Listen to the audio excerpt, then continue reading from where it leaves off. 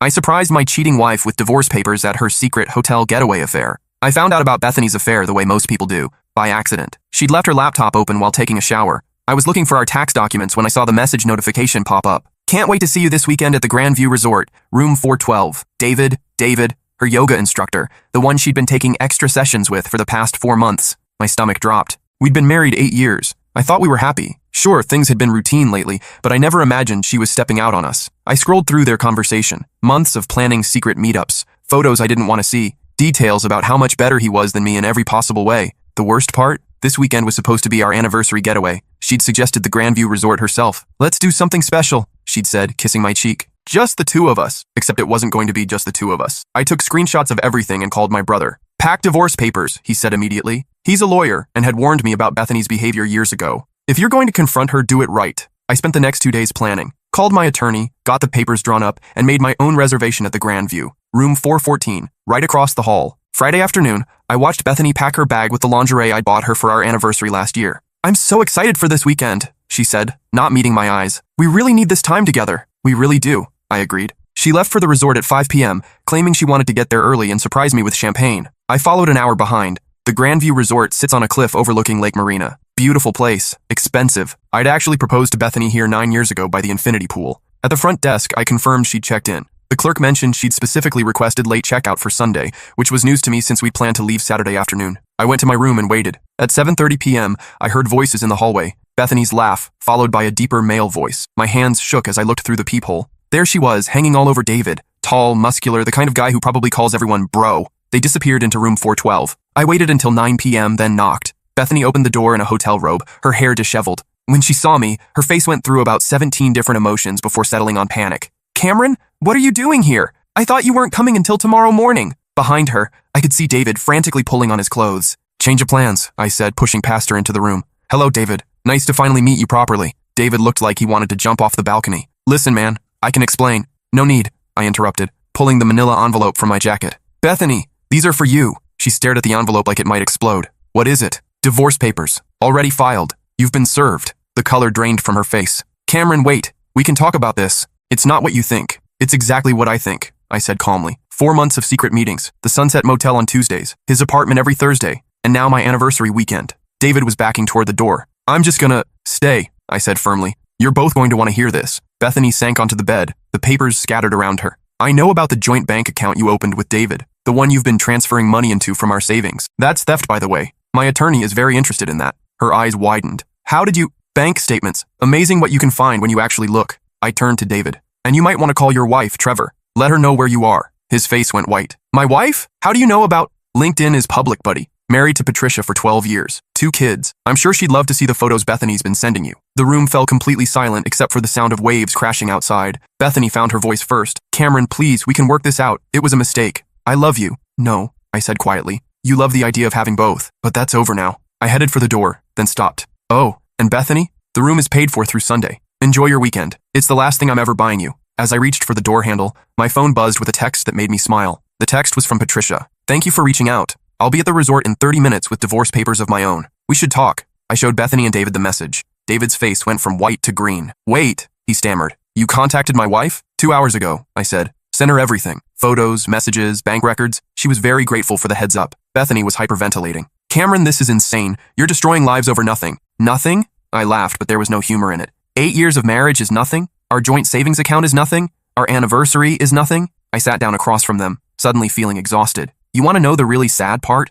I would have tried to work things out if you'd just been honest. If you'd come to me and said you were unhappy, we could have gone to counseling. We could have tried. Bethany was crying now. I wanted to tell you. I just didn't know how. But you knew how to lie to my face for 4 months. You knew how to steal our money. You knew how to plan a weekend getaway with another man using our anniversary as cover. David had been silent, but now he spoke up. Look, Cameron, I never meant for it to go this far. It just happened. It just happened, I repeated. Like you just happened to open a bank account together? Like you just happened to be planning to leave your wife? Like you just happened to be fucking mine in our anniversary hotel? Before David could answer, there was a sharp knock at the door. That'll be Patricia, I said, standing up. I opened the door to find a petite woman with short blonde hair and fire in her eyes. She was holding a briefcase and looked like she could murder someone with her bare hands. Which one of you is David? She asked, stepping into the room. David raised his hand like he was in elementary school. Patricia, baby, I can explain. Don't, she cut him off. Just don't. She opened her briefcase and pulled out her own manila envelope. David Trevor Morrison, you are hereby served with divorce papers, adultery, abandonment, and financial misconduct. She slapped the papers against his chest so hard he stumbled backward. Financial misconduct?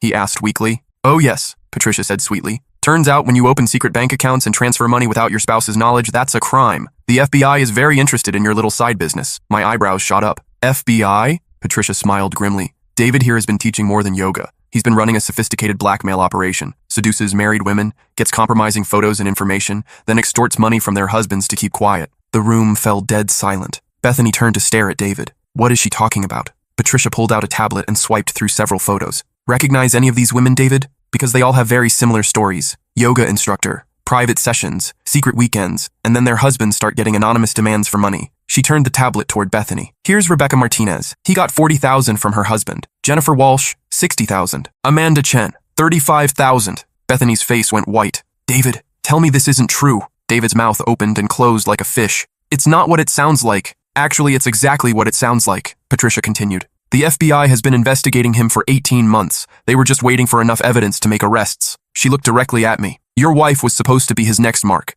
They've been monitoring his communications. That bank account? It's been under surveillance for months. I felt like I'd been punched in the gut. Bethany was a target? Classic pattern, Patricia nodded. Lonely housewife, wealthy husband, marriage showing signs of strain. David would seduce them, get compromising evidence, then threaten to expose the affair unless the husband paid up. Bethany stood up shakily. David, is this true? Was this all fake? For the first time since I'd known him, David looked genuinely remorseful. Beth, it started that way, but I really did develop feelings for you. Feelings, she screamed. You were planning to blackmail my husband. Only at first, he protested. But then I realized Cameron would never pay. He's too stubborn, so I changed the plan. I was going to convince you to leave him and run away with me. Patricia laughed bitterly. With what money? You owe the IRS $200,000 in back taxes. Your yoga studio is 3 months behind on rent. You're about to be evicted from your apartment. The pieces were clicking into place for me. That's why you needed access to our savings account. You weren't planning a future with Bethany. You were planning to clean us out and disappear. David slumped against the wall. It wasn't supposed to happen like this. How was it supposed to happen? I asked. He was quiet for a long moment.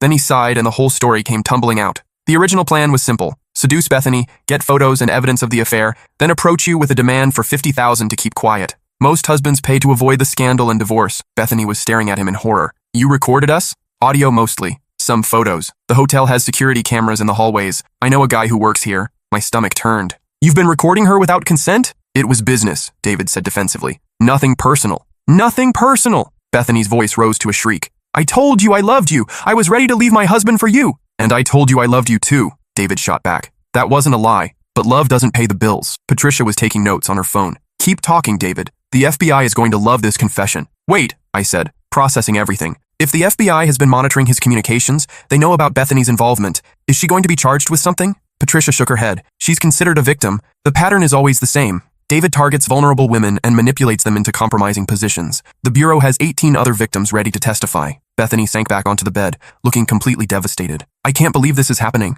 Believe it, Patricia said firmly. This weekend was supposed to be the climax of his plan. He was going to stage a more serious affair scenario, maybe get you to say something about Cameron's business finances or personal secrets. Then he'd approach Cameron with both blackmail material and insider information. I felt sick. What kind of insider information? David wouldn't meet my eyes. You run a software company. Government contracts, security clearance stuff. That information is worth a lot to the right people. You were planning to sell classified information? I couldn't believe what I was hearing. It wasn't classified, David protested. Just proprietary. Client lists, pricing structures, upcoming contracts. Patricia held up her phone. I'm recording this, by the way. The FBI gave me permission to gather evidence. David's eyes widened. You're working with the FBI? Have been for 6 months, she said casually. Ever since they approached me about my husband's activities. They needed someone close to him to help gather evidence. The room spun around me. So you knew about this whole thing? I knew David was a criminal, Patricia said. I didn't know he was planning to target your wife specifically until this week. That's when I reached out to you. Bethany looked confused. You reached out to Cameron? When? Patricia smiled. Who do you think sent him that anonymous email about David's criminal background?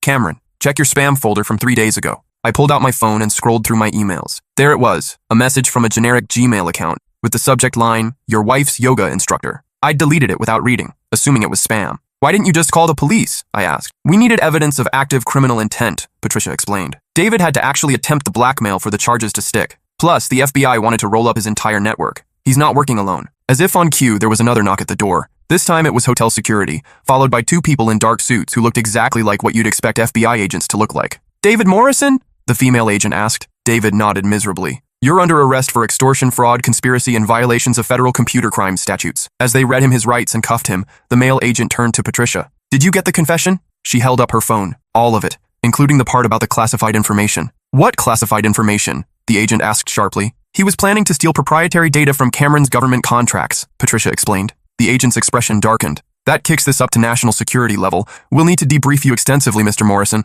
David was led away in handcuffs, still protesting that he'd never actually stolen anything. The agents told us they'd need formal statements from all of us, but that could wait until Monday. After they left, the three of us sat in the hotel room in stunned silence. Finally, Bethany spoke. "Patricia, I'm so sorry. I had no idea he was married. If I'd known..." "You would have what?" Patricia asked. "Not slept with him? Or just felt bad about it?" Bethany flinched. "I would never have gotten involved if I'd known he had a wife and kids. But you were fine getting involved while you had a husband?" The hypocrisy hit Bethany like a slap. She looked at me with tears in her eyes. "Cameron, I know you probably hate me right now." "I don't hate you," I said quietly. "I'm disappointed and hurt and confused, but I don't hate you." Patricia gathered her things. "I should go. The kids are with my sister, but I need to get back to them." "What will you tell them?" I asked. "The truth. Their father made very bad choices and now he's going to face the consequences. They're 12 and 14, old enough to understand that actions have results." She paused at the door. "For what it's worth, Cameron, your wife really did have feelings for him. The FBI psychologist says that's part of David's method. He makes his victims believe they're special, that they're the exception to his pattern." After Patricia left, Bethany and I sat on opposite sides of the room, not speaking. "What happens now?" she finally asked. "I don't know," I admitted. "The divorce papers are real. I filed them Wednesday morning. Can we try to work things out, now that we know what David really was?" I looked at her for a long moment. "Beth, you spent 4 months lying to my face. You stole money from our joint account. You planned to spend our anniversary weekend with another man. The fact that he was a criminal doesn't change what you did." "But I thought I loved him," she said desperately. "I thought he loved me. I thought I was missing something in our marriage." "Were you missing something?" She was quiet for a long time. "I don't know. Maybe. We stopped talking the way we used to. You were always working. I felt invisible. So you fixed that by having an affair instead of talking to me about it? I know it was wrong. It wasn't just wrong, Beth. It was cruel. Do you know what it felt like to read those messages? To see you telling him how much better he was than me? How you couldn't wait to be with him instead of me?" She started crying again. "I never meant to hurt you, but you did hurt me. For months, and you would have kept hurting me if I hadn't found out by accident." I stood up and walked to the window. The lake was dark now, lit only by the moon and the hotel's landscaping lights. "I keep thinking about that night 3 weeks ago when you came home late from your yoga class and I made dinner for us. You were on your phone the whole time, texting him while I tried to tell you about my day. Cameron, I kept telling myself you were just stressed. Work was busy, your mom had been sick, you seemed distracted.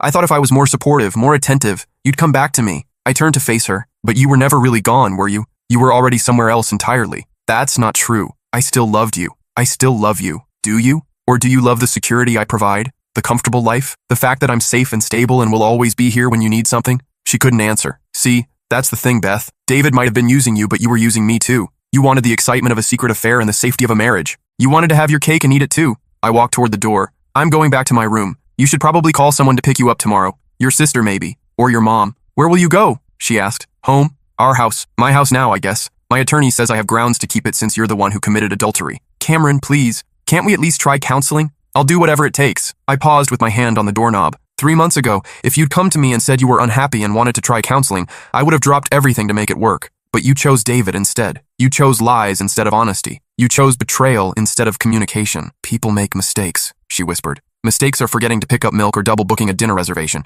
What you did was a choice. Hundreds of choices made every day for 4 months. I opened the door. "I'll have my attorney contact you about dividing our assets. Don't come to the house while I'm packing your things. I'll leave them with your sister." "Cameron, wait!" But I was already walking away. Back in my room, I poured myself a drink from the minibar and sat on the balcony. My phone had been buzzing with messages all evening. My brother, my parents, my best friend. Word travels fast in small towns. I called my brother first. "How did it go?" he asked immediately. "Worse than expected," I said, and told him everything. "Jesus Christ," he said when I finished. "A federal criminal? Cameron, you dodged a bullet. Did I? Or did I fire it myself by not paying attention to my marriage? Don't you dare blame yourself for this. Bethany made her choices. The fact that she chose a criminal doesn't make it your fault. But maybe if I'd been more attentive..." "Stop. Just stop. You were a good husband. You worked hard to provide for your family. You loved your wife. None of that made her cheat. I knew he was right, but it didn't make it hurt less." "What are you going to do now?" he asked. "I honestly don't know. Finish the divorce. Sell the house maybe. Start over. You could move closer to us. The kids would love to see more of their uncle."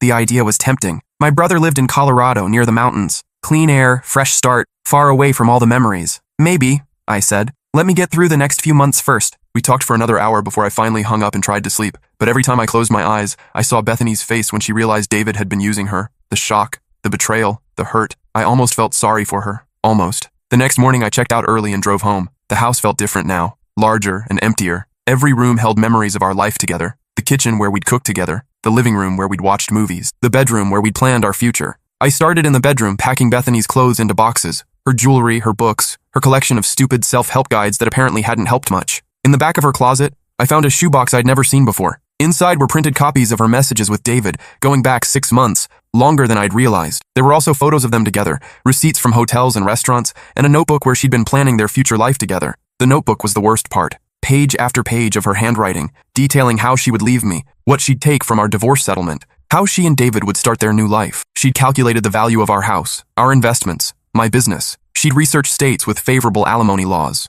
This hadn't been a moment of weakness or a temporary lapse in judgment. This had been a calculated plan to systematically destroy our marriage while maximizing her financial gain. I sat on our bed, my bed, and read her plans for my future. According to her notes, I'd be paying her alimony for at least 5 years. She'd get half of everything we'd built together. She'd planned to accuse me of emotional abuse to strengthen her position in court. The phone rang. Bethany. Cameron, I'm at my sister's. I wanted to thank you for packing my things. I haven't finished yet, I said. I also wanted to apologize again. For everything. I know you don't believe me, but I really am sorry. I looked down at the notebook in my hands. Beth, can I ask you something? Of course. When did you start planning to divorce me? There was a long pause. What do you mean? I found your notebook. The one where you calculated how much money you'd get from our divorce. It's dated 6 months ago. Silence. Beth, I can explain. Can you? Can you explain why you were researching alimony laws before you even met David? Can you explain why you wrote down accusations of emotional abuse that never happened? Her voice got smaller. Cameron, you don't understand. I understand perfectly. David wasn't the beginning of your betrayal. He was just the method. You'd already decided to leave me. You just needed a reason that would make you look like the victim instead of the villain. That's not true. It's all here in your handwriting, Beth. 6 months of planning my destruction. David was just a convenient excuse. I could hear her crying. Cameron, please. It wasn't like that. I was confused. I was scared. Scared of what? That you'd have to get a job? That you'd have to support yourself? That you couldn't live off my success anymore? I supported your career. You spent my money while planning to take half of everything I worked for. That's not support. That's investment fraud. I hung up and called my attorney. Mitchell, it's Cameron. I need to amend the divorce filing. I found evidence that Bethany was planning this divorce long before the affair started. What kind of evidence? I described the notebook and photos. Can this change the terms of the divorce? Potentially. Premeditation goes to intent. If we can prove she entered into the marriage with fraudulent intentions, or that she was systematically planning to defraud you, we might be able to argue for a more favorable settlement. Do it. I'm done being the nice guy. I'll need copies of everything you found. After we hung up, I continued packing. In her vanity drawer, I found more evidence. Printed emails with a divorce attorney from 8 months ago, a credit report she'd run on me to assess my net worth, and a list of my business contacts with notes about their potential value in a custody or alimony fight. Bethany had been planning this for almost a year. The affair with David wasn't a mistake or a moment of weakness. It was the final phase of a long-term plan to systematically destroy our marriage while positioning herself as the victim. My phone rang again. This time it was Patricia. Cameron, I hope you don't mind me calling. I got your number from the FBI agent. Not at all. How are you holding up? Better than expected, honestly. The kids are upset, but they're not surprised. David hasn't been much of a father lately. I'm sorry you're going through this. Actually, I wanted to thank you. If you hadn't contacted me yesterday, I might never have found out about the other victims. The FBI says there might be as many as 30 women David has targeted over the past 3 years. 30? Jesus. They're calling it a federal racketeering case now. He's looking at 20 to 30 years in federal prison. I felt a grim satisfaction hearing that. What about the other victims? Most of them are relieved to finally understand what happened to them. A lot of them thought they were crazy or that it was their fault. Finding out about David's pattern has been therapeutic for many of them. And your husband's finances? Complete disaster. He owes money to everyone. The IRS, 3 different banks, his landlord, his business partners. The FBI is seizing all his assets as evidence.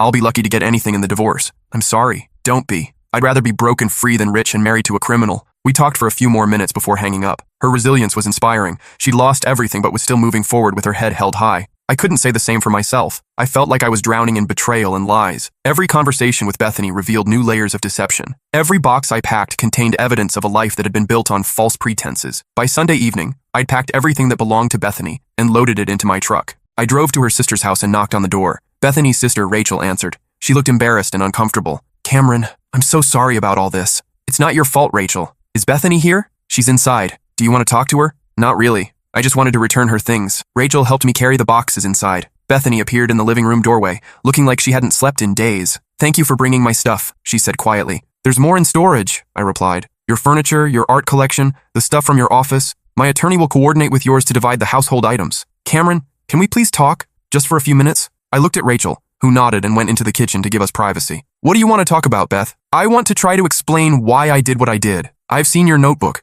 I think I understand perfectly. She winced. It wasn't what it looked like. I was confused and scared, and I thought maybe I needed to protect myself financially if our marriage didn't work out. Our marriage was working fine until you decided to destroy it. No, it wasn't. We were growing apart. You know we were. I sat down across from her. Were we growing apart? Or were you pulling away because you'd already decided to leave? I don't know, she admitted. Maybe both. When did you stop loving me? The question hung in the air between us. Bethany looked out the window, tears streaming down her face. I never stopped loving you, she finally said. But I stopped being in love with you, and I was too much of a coward to tell you. So instead, you decided to have an affair and take half my money. I didn't plan it that way. It just evolved. Bullshit. I found emails with divorce attorneys from 8 months ago. You were planning this before you even met David. She was quiet for a long moment. I was researching my options. That doesn't mean I was planning anything specific. Beth, please, don't insult my intelligence any more than you already have. You calculated my net worth. You researched alimony laws. You made lists of false accusations you could use against me. This was a plan, not a spontaneous decision. I was scared, she repeated. You were so successful, and I felt like I had nothing of my own. If you ever decided to leave me, I'd have been left with nothing. So you decided to leave me first and take everything you could. I didn't take anything. I never even withdrew money from that account with David, only because you got caught before you could. We sat in silence for several minutes. Finally, Bethany spoke again. What do you need from me to make this divorce go smoothly? Honesty would be a good start. About what? Everything. How long you've been planning this? How many men there have been besides David? What else you've been hiding from me? She looked shocked. There haven't been other men. David was the only one. The only affair partner? Or the only one you got caught with? Cameron, I swear to you, David was the only one I was ever unfaithful with. I studied her face, looking for signs of deception. She seemed sincere, but then again, she'd seemed sincere for the past year while lying to me daily. What about the money? How much did you transfer to that account? $47,000 over 4 months. It was supposed to be for our future together. I thought we were going to start a business. What kind of business? A wellness center. Yoga, massage, counseling. David said he had connections in the industry. More lies. David was planning to disappear with that money. I know that now. Do you? Or are you just saying what you think I want to hear? Bethany looked directly at me. Cameron, I know you have no reason to believe me, but I need you to understand something. Yes, I was planning to divorce you. Yes, I was trying to protect myself financially, but I never intended to hurt you the way I did. How did you intend to hurt me then? I thought maybe we could have an amicable divorce, split things fairly and remain friends. After falsely accusing me of abuse, I never would have actually made those accusations. They were just insurance, in case you tried to leave me with nothing. Beth, do you hear yourself? You were planning to destroy my reputation and credibility, but only if I didn't cooperate with your demands? That's not insurance. That's extortion. The word hung between us. Extortion. Just like what David had been planning. I never thought of it that way, she said quietly. Maybe you and David had more in common than you realized. That hit her like a physical blow. She doubled over, sobbing. I'm not a criminal, Cameron. I'm not like him. Aren't you? You both planned to manipulate and deceive people who trusted you. You both had backup plans to cause maximum damage if your victims didn't cooperate. The only difference is scale. I stood up to leave. My attorney will be in touch about the settlement. Given the evidence I found, I doubt you'll be getting much alimony. Cameron, wait, please. I know I don't deserve your forgiveness, but I need you to know that I really did love you. For most of our marriage, I was happy. The person you fell in love with, the woman you married,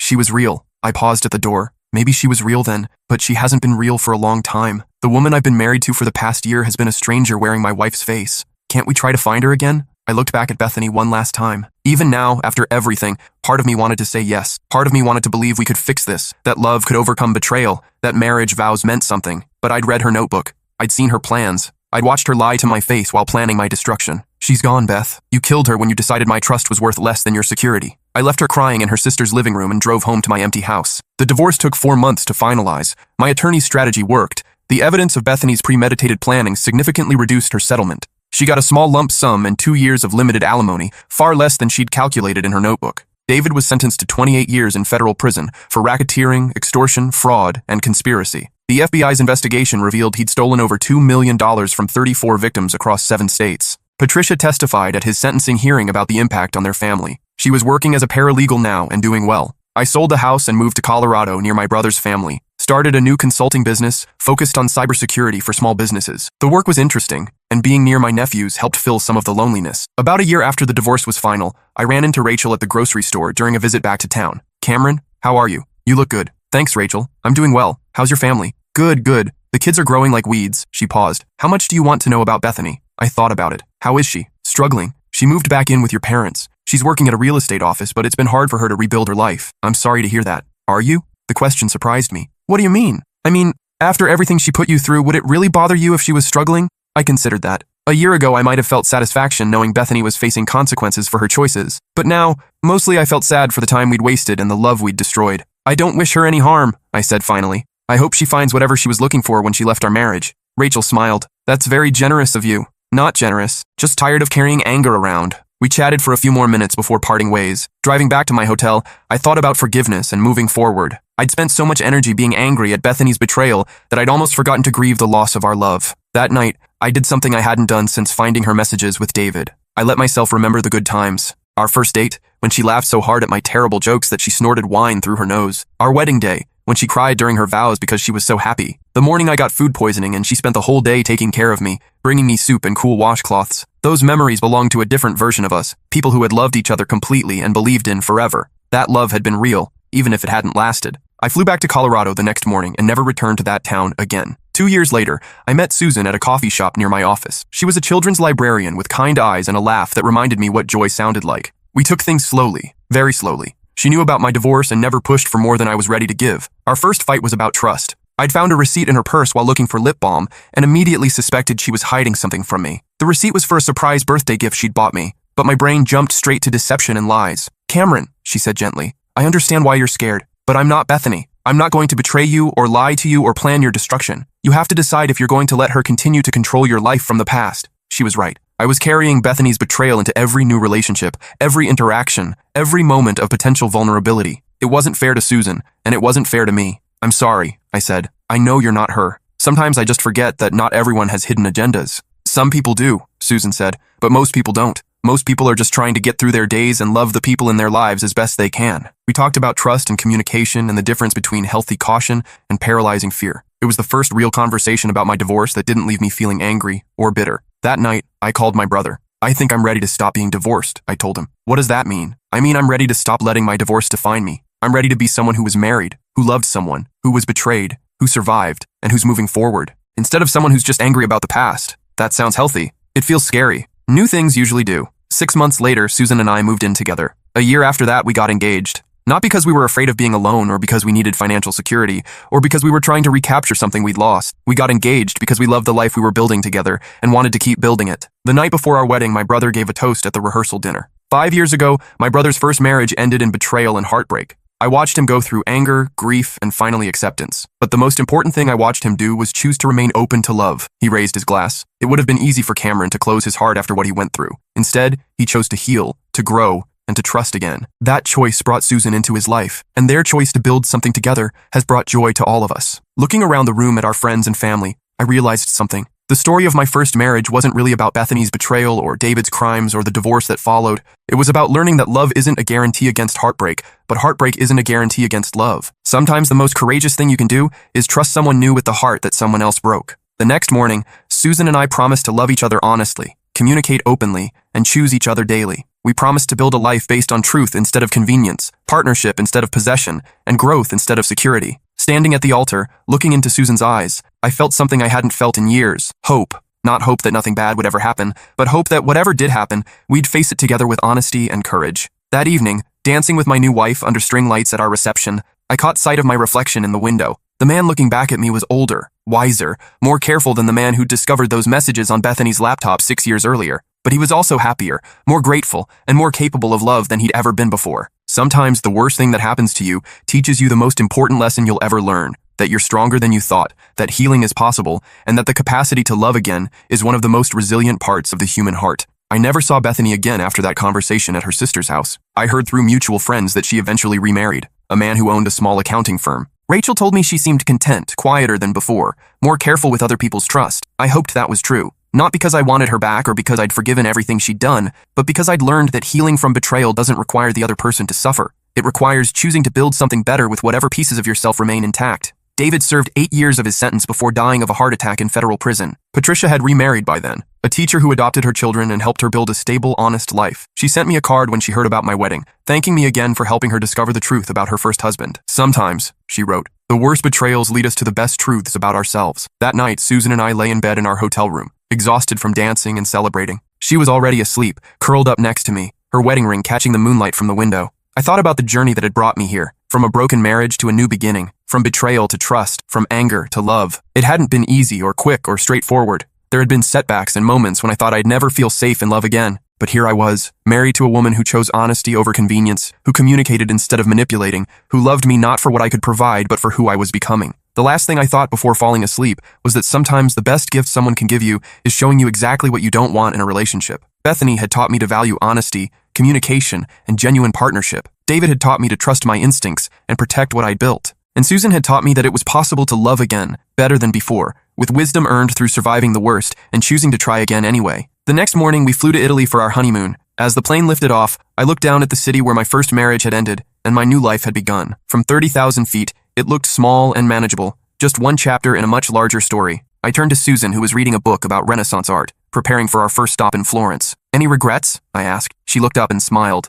"About marrying you? Not a single one. Even knowing about all my baggage. Everyone has baggage, Cameron. The question isn't whether you have it, but what you've learned from carrying it." She was right. The betrayal I'd experienced had made me more careful, but it had also made me more grateful for genuine love when I found it. The lies I discovered had made me value honesty more deeply. The manipulation I'd endured had taught me to appreciate straightforward communication. I wasn't the same man who'd walked into that hotel room 6 years ago to confront his cheating wife. I was someone who'd been broken and rebuilt, someone who'd learned that surviving betrayal doesn't make you cynical if you choose to remain open to better love. As we flew toward our new adventure together, I realized that the story of my first marriage's ending had really been the story of my second marriage's beginning. Every painful lesson had prepared me to recognize and appreciate the real thing when it came along. Sometimes you have to learn what love isn't before you can fully appreciate what love is. And sometimes the most beautiful chapters of your life are written on pages that were once completely blank after you've learned exactly what story you don't want to tell anymore.